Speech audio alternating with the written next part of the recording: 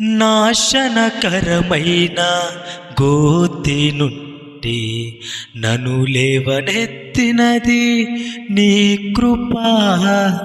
నీ కృపలోనే నా జీవితం కడవరకు కొనసాగించేదన్. యేసయ్యా యేసయ్యా నీ కృప చాలయ్యా. యేసయ్యా యేసయ్యా నీ కృప చాలయ్యా. నీ కృపలేనిదే, నీ దయలేనిదే, క్షణమైన బ్రతుకలేనయ్యా.